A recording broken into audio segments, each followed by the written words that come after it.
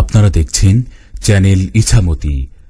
ময়মনসিংহের হালুয়াঘাট উপজেলার নড়াইল ইউনিয়নের পূর্ব নড়াইল গ্রামের আব্দুল কুদ্দুসের পুত্র আব্দুল হান্নান ও তার ছোট ভাই আব্দুল মান্নান।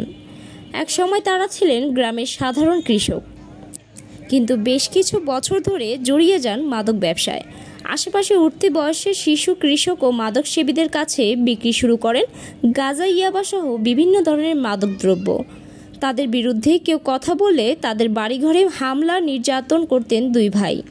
এমন অভিযোগ এনে হান্নান ও মান্নানের মাদক ব্যবসা বন্ধ ও তাদের গ্রেফতারের দাবিতে বিক্ষোভ মিছিল ও মানববন্ধন করেছেন স্থানীয় এলাকাবাসী। বৃহস্পতিবার বিকেলে উপজেলার নড়াইল ইউনিয়ন পরিষদের সামনে পূর্ব নড়াইল গ্রামে কয়েক শত মানুষ মানববন্ধন করেন। মানববন্ধনে বক্তারা তাদের বিরুদ্ধে বিভিন্ন অভিযোগ তুলে ধরে বলেন, মানববন্ধনের উদ্দেশ্য হলো আমাদের এই অত্র এলাকার মধ্যে গাঁজা বিক্রি হয় এবং যুব সমাজ গাঁজার সাথে অনেক সংমিশ্রণ হয়ে যাচ্ছে।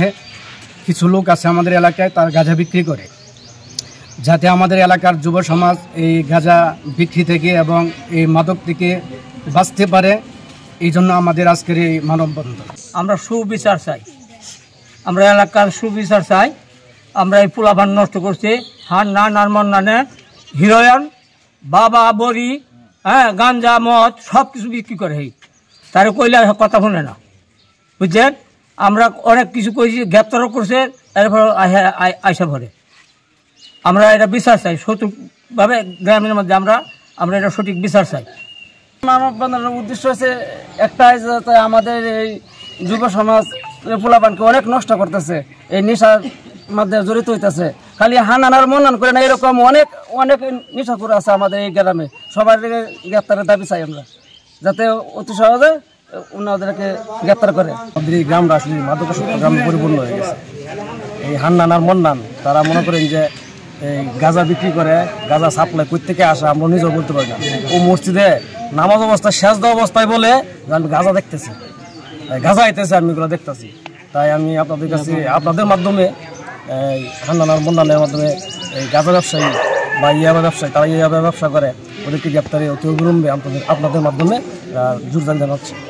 হান্নান মান্নান তারা যে কেউ বাধা দিলে তারাকে গড় আক্রমণ করে।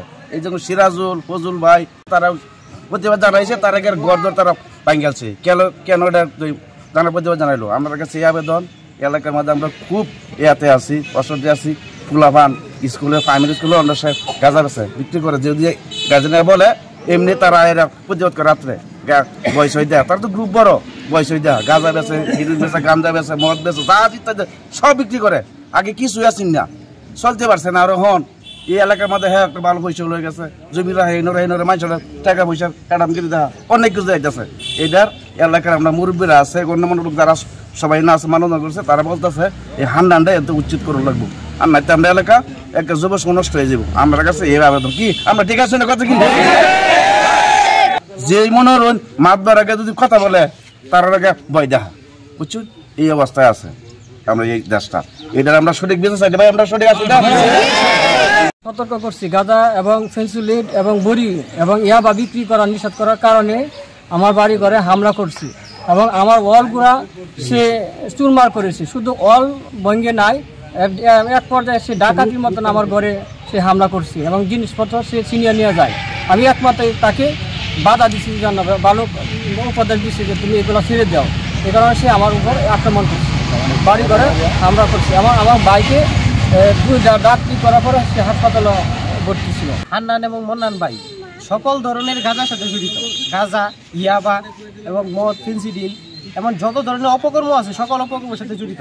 আমাদের এলাকার ছোটো থেকে শুরু করে একবারে বড় পর্যন্ত যত পোলাপান আছে, আগে তারা কিন্তু বিড়ি, এখন সবাই গাঁজায় আসক্ত। এবং এই গাঁজাটা অতি সহজে এবং খুব স্বল্প টাকার মাঝে এই হান্নান ভাইয়ের কাছে তারা এই সাপ্লাইটা পায়। উনি শুধু গাঁজা মানে খাই না, গাঁজা ব্যবসায়ীর সাথে জড়িত। ওনাকে প্রতিবাদ করলে উনি নানান ধরনের হুমকি দামকি থেকে শুরু করে এবং ঘর ভাঙার মতো ঘটনাও তিনি ঘটায়। ওনার দুই ভাতিজা আছে এবং ওনার ভাইয়ের আছে, প্রত্যেকেই উনি ওই ব্যবসার সাথে জড়িত বানাইছেন। উনি ইয়াবা থেকে শুরু করে সকল ধরনের বড়ি ব্যবসা উনি করেন। আর যদি কোনো সচেতন মহল ওনার বিরুদ্ধে বা ওনার এই বিষয়ে কোনো কিছু বলে, তাহলে উনি নানান ধরনের হুমকি দামকি দিয়ে থাকেন। এবং এই বিষয়টা চেয়ারম্যান থেকে শুরু করে স্থানীয় প্রতিনিধি থেকে শুরু করে সকলেই অবগত। আজকে অনেক মনের মধ্যে কষ্ট নিয়ে বলা হইতেছে যে আমাদের মতো যুবকদেরকে অল্প টাকার বিনিময়ে গাঁজার সাথে আকৃষ্ট করে ধরেছে, যার কারণে যুব সমাজ আজ ধ্বংসের পথে। যাতে না হয় এরকম, যেন আমরা এরকম চাই না যে এলাকার যুব সমাজ ধ্বংস হোক। আমরা এর দ্রুত বিচার চাই, আইনের আশ্রয় চাই। মানববন্ধন শেষে বিক্ষোভ মিছিল অনুষ্ঠিত হয়।